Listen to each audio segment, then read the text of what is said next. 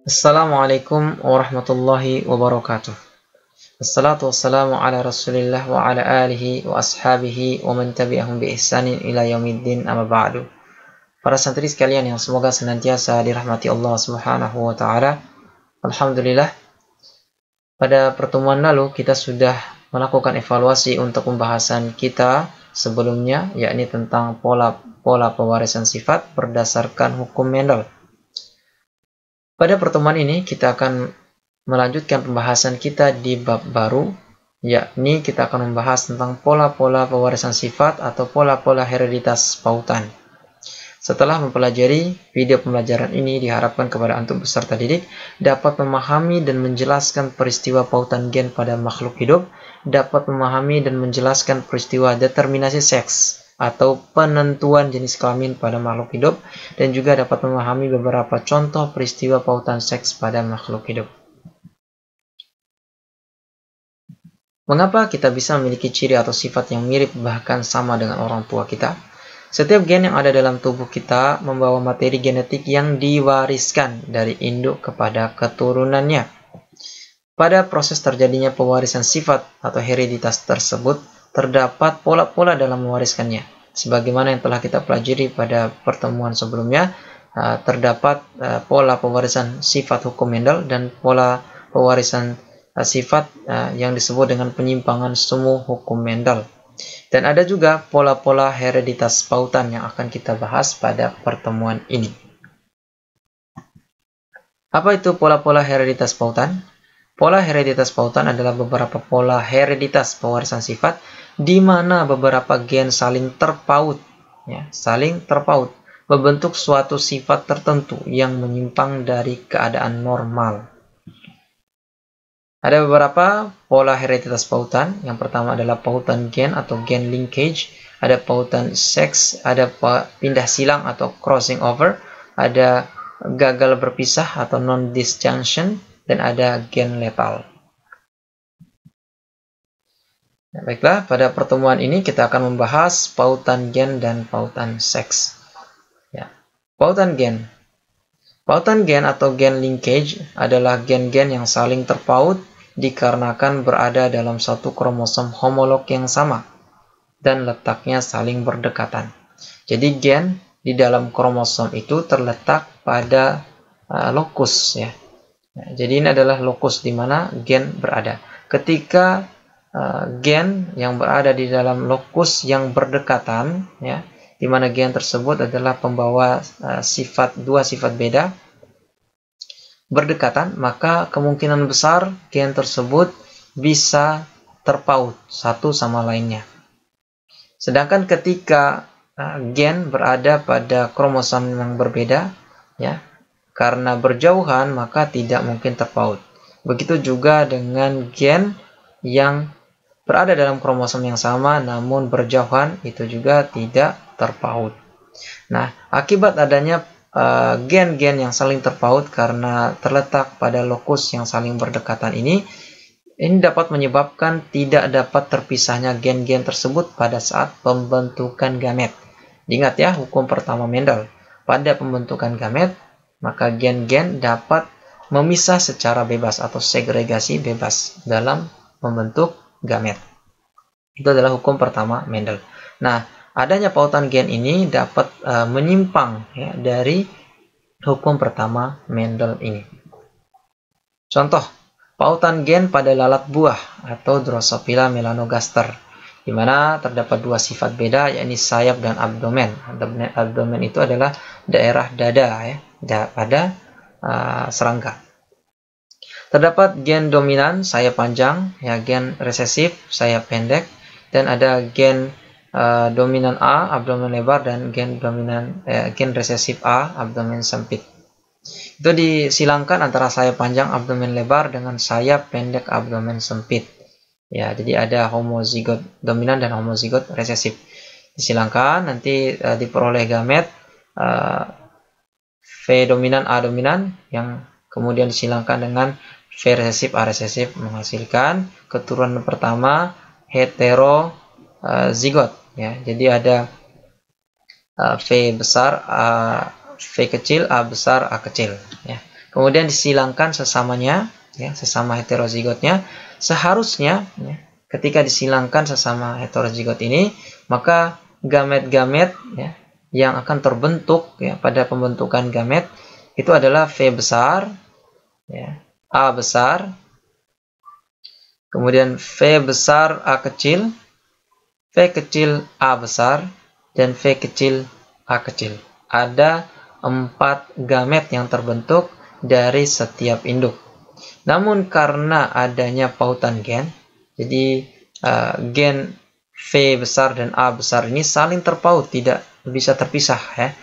Dan V kecil dan A kecil ini juga saling terpaut, ya. V A kecil ini terpaut sehingga tidak disegregasikan secara bebas, menyimpang dari hukum pertama Mendel.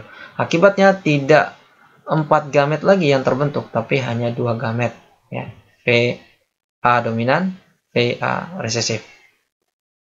Oleh karena itu, yang seharusnya perbandingan fenotipenya adalah 9:3:3:1 menjadi 3:1. Sayap panjang abdomen lebar 3/4, sedangkan sayap pendek abdomen pendek itu adalah 1/4. Yang kedua adalah pautan seks. Ya, pautan seks itu adalah gen yang terpaut pada kromosom kelamin atau gonosom. Ya, sebagaimana telah kita pelajari pada pembahasan tentang kromosom, kromosom itu ada autosom dan ada gonosom. Autosom itu adalah kromosom tubuh yang mengendalikan pertumbuhan dan perkembangan sel-sel tubuh. Sedangkan gonosom adalah kromosom yang menentukan jenis kelamin dan pertumbuhan serta perkembangan alat reproduksi. Contoh pautan seks pada manusia, diingat ya, kromosom gonosom manusia ada 2, ya, ada gonosom X dan gonosom Y. Ya. Nah, ada beberapa contoh pautan seks pada manusia. Yang pertama adalah gen pembawa penyakit hemofilia. Ya, penyakit hemofilia ini gennya itu terpaut pada kromosom X. Ya, hemofilia adalah penyakit gangguan pada pembekuan darah. Jadi ketika terjadi luka, maka darah akan mengalir keluar terus-menerus, ya, karena sulit kering dan sulit membeku. Sedangkan, ya, ada juga, ya, pautan seks, ya, yang terpaut pada kromosom Y, yaitu gen pembawa penyakit hypertrichosis. Penyakit ini mengakibatkan pertumbuhan rambut atau bulu di sekujur tubuh, ya. Pertumbuhannya tidak normal, artinya sangat panjang. Bagaimana mekanisme penentuan jenis kelamin atau determinasi seks? Ya. Ketika, ya, induk jantan dan induk betina kawin, ya, atau ayah, ya, dan ibu kawin, ya, di mana ayah, ya, manusia itu memiliki kromosom, ya, 44 autosom dan sepasang gonosom. Ya. Pada laki-laki ada gonosom XY dan perempuan gonosom XX. Nah, karena ada 2 tipe gonosom pada laki-laki, maka ketika terbentukan gamet, maka yang awalnya diploid akan membelah secara meiosis menjadi haploid. Jadi ada 2 gamet yang mungkin, yakni adalah 22 autosom dan 1 gonosom X, 22 autosom dan 1 gonosom Y. Sedangkan pada perempuan atau ibu itu hanya 22 autosom dan 1 gonosom X. Jadi ketika X dari ayah bertemu X dari ibu, maka anaknya adalah perempuan, ya, atau betina, ya. Ya, jadi gamet betina. Kemudian ketika Y bertemu dengan X, maka anaknya adalah laki-laki. Ya.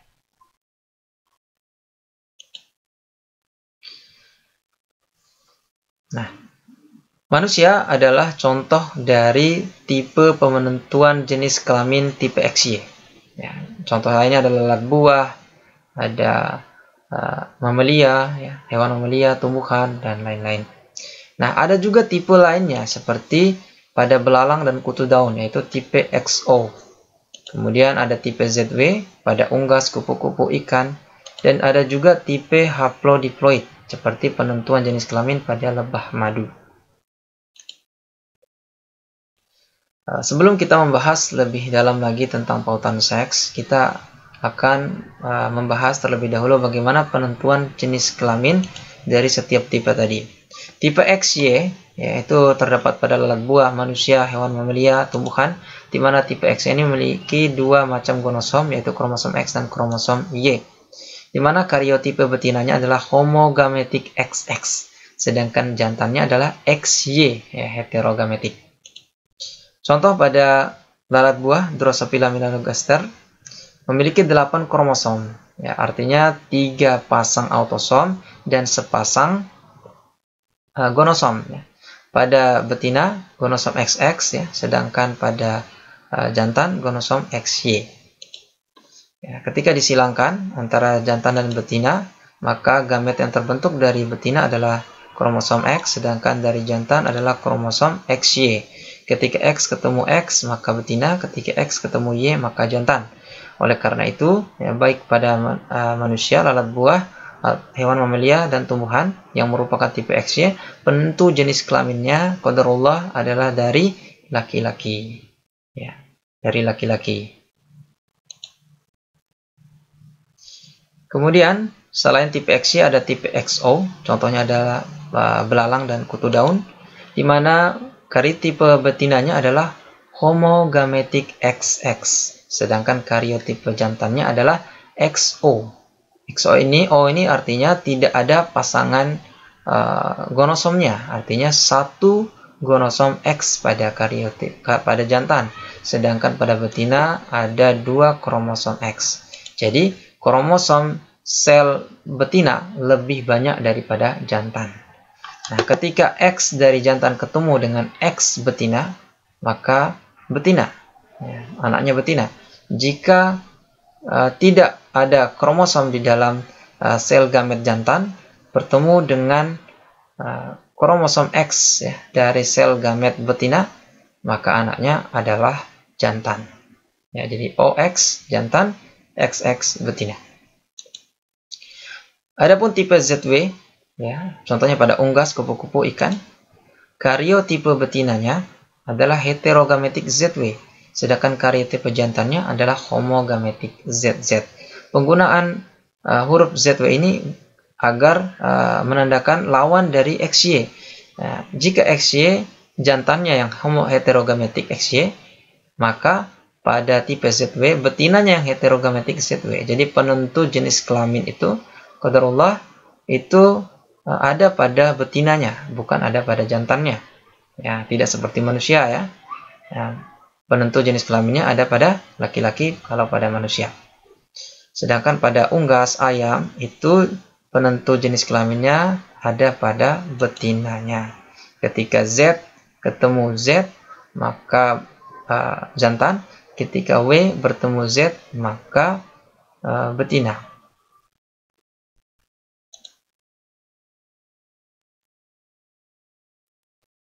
Kemudian yang keempat adalah tipe haplodiploid, lebah madu. Di mana tipe haplodiploid ini ada pada beberapa serangga parthenogenesis. Nah, parthenogenesis itu adalah serangga yang mampu membentuk individu baru dari sel telur, tapi tidak dibuahi oleh sel sperma. Ya. Nah, contohnya ini ratu, ya, itu bisa melahirkan pejantan, ya, tanpa dikawini terlebih dahulu oleh jantan lainnya. Jadi dia dapat melahirkan anak yang jantan, ya, dengan melalui parthenogenesis, ya, membentuk individu baru tanpa dibuahi oleh sel sperma. Sedangkan jika dibuahi oleh sel sperma, maka dia bisa melahirkan ratu atau bisa melahirkan lebah pekerja. Ya. Jadi betina itu, ya, adalah diploid, ya. Kenapa diploid? Karena hasil peleburan antara sel gamet jantan dan sel gamet betina.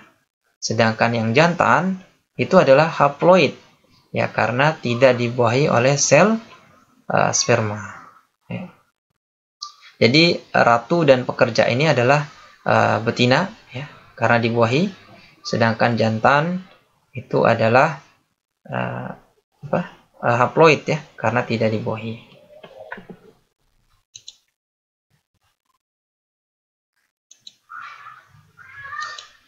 Nah, Kembali lagi contoh pautan seks. Ya. Pautan seks pada Drosophila melanogaster atau lalat buah.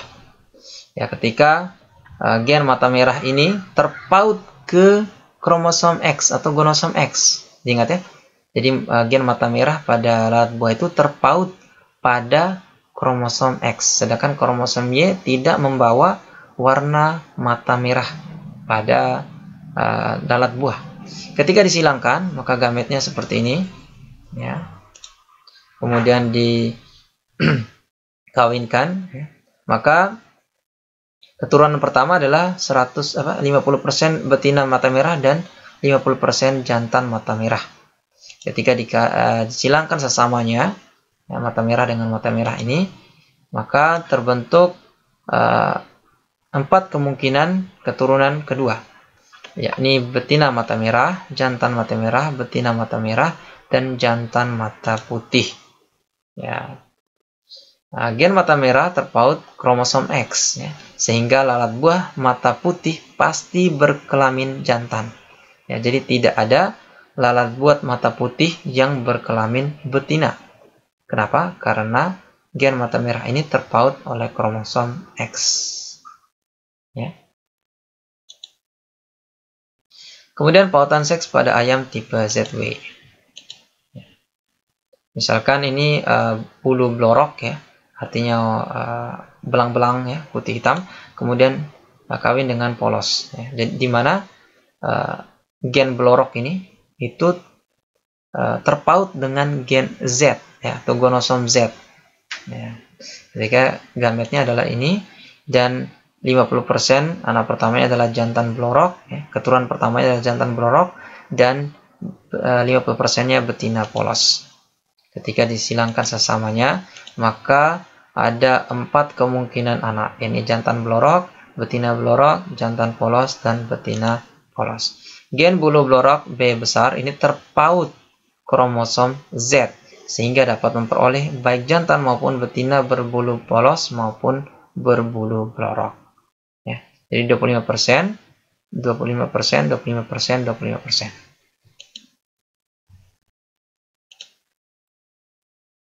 Kemudian pautan seks pada manusia, misalkan tadi, ya, hemofilia, penyakit pada pembekuan darah, ya, gangguan pada pembekuan darah itu terpaut pada kromosom X. Ya. Jadi misalkan perkawinan antara ayah hemofilia dengan ibu normal dapat menghasilkan anak laki-laki yang normal dan anak perempuan pembawa gen hemofilia atau carrier. Ya. Sedangkan perkawinan ayah normal dengan ibu carrier dapat menghasilkan anak laki-laki normal 25%, ya, kemungkinannya. Anak laki-laki penderita hemofilia 25%, anak perempuan carrier, ya, itu 25%, dan anak perempuan normal 25%. Ya. Mengapa pada perempuan itu hanya sebagai carrier namun tidak sebagai penderita hemofilia? Karena hemofilia itu terpaut pada kromosom X. Ya, misalkan pada carrier ini, misalkan carrier yang memiliki 2 kromosom XX, satunya X-nya terpaut hemofilia, sedangkan satunya tidak terpaut hemofilia. Maka karena ada 2 kromosom X, maka X yang ini yang muncul, ya, sehingga tidak menderita hemofilia. Sedangkan pada laki-laki yang hanya memiliki 1 kromosom X, ketika X-nya terpaut hemofilia, maka dia menderita hemofilia. Baiklah, mungkin itu saja yang bisa kita pelajari pada pertemuan kali ini. Semoga Allah memudahkan antum dalam memahaminya. Kita akhiri. Assalamualaikum warahmatullahi wabarakatuh.